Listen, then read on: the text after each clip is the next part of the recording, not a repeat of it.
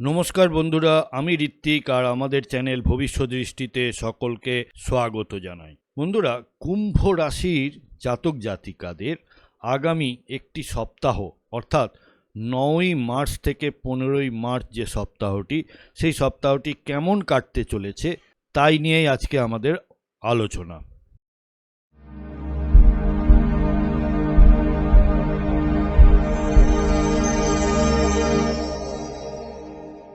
বন্ধুরা, আপনারা যারা আমার চ্যানেলটি অলরেডি সাবস্ক্রাইব করেছেন তাদেরকে জানাই আমার অসংখ্য ধন্যবাদ ও কৃতজ্ঞতা। যারা এখনো সাবস্ক্রাইব করেননি তাদের কাছে আমার বিনীত আবেদন, চ্যানেলটি সাবস্ক্রাইব করুন এবং পাশে থাকুন।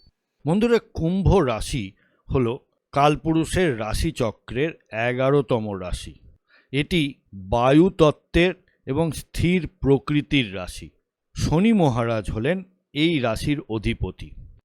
সামনের স্ক্রিনে আপনারা যে চার্টটি দেখতে পাচ্ছেন, এটি হলো 9ই মার্চ গ্রহগত অবস্থান। এই সপ্তাহে আমরা দুটি বড় ট্রানজিট লক্ষ্য করব।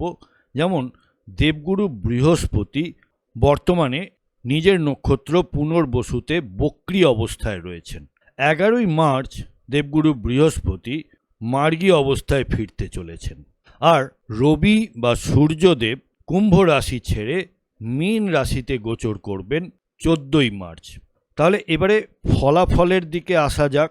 প্রথমে শুরু করব কর্মজীবন দিয়ে। যারা চাকুরিজীবী আছেন তাদের জন্য কর্মক্ষেত্রে আপনার মৌলিক চিন্তাধারা ও সৃজনশীলতা ঊর্ধ্বতন কর্তৃপক্ষের নজরে আসবে। যারা আইটি, রিসার্চ বা টেকনিক্যাল কাজের সাথে যুক্ত তাদের জন্য এই সপ্তাহটি অত্যন্ত শুভ। তবে সহকর্মীদের সাথে কোনো গোপন পরিকল্পনা শেয়ার করবেন না, কারণ কেউ আপনার আইডিয়া নিজের নামে চালিয়ে দেওয়ার চেষ্টা করতে পারে। সপ্তাহের শেষে কাজের চাপে কিছুটা ক্লান্তি আসতে পারে। ব্যবসায়ীদের জন্য নতুন কোনো প্রযুক্তি বা পদ্ধতি গ্রহণ করার আদর্শ সময়। অনলাইন ব্যবসা বা ডিজিটাল মার্কেটিংয়ের মাধ্যমে লাভের পরিমাণ বাড়বে। তবে অংশীদারি ব্যবসায় অর্থ লেনদেনের ক্ষেত্রে স্বচ্ছতা বজায় রাখুন, অন্যথায় কিন্তু ভুল বোঝাবুঝির সম্ভাবনা থেকে যাচ্ছে। অর্থ ও সম্পদের দিক থেকে এই সপ্তাহটি কিন্তু আপনাকে মিশ্র ফল দেবে। আয়ের প্রবাহ ভালো থাকলেও রাহু ও শনির প্রভাবে হঠাৎ কোনো বড় খরচ আপনার সঞ্চয়ে টান ফেলতে পারে।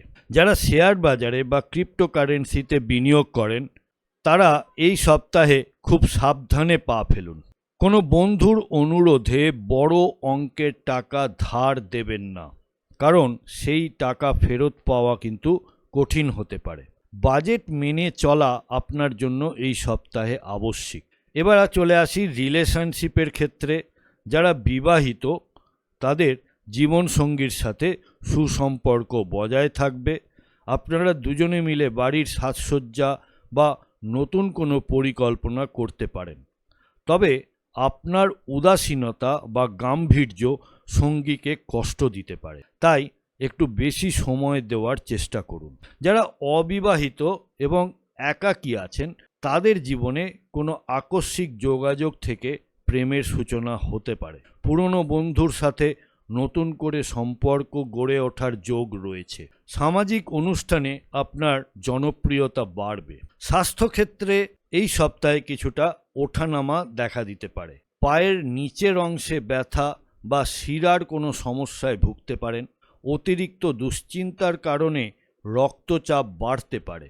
অনিদ্রার সমস্যাও দেখা দিতে পারে। রাতে হালকা খাবার খান এবং ঘুমানোর আগে মোবাইল স্ক্রিন থেকে দূরে থাকুন। নিয়মিত প্রাণায়াম বা গভীর শ্বাস প্রশ্বাসের ব্যায়াম করলে স্নায়বিক স্বস্তি পাবেন।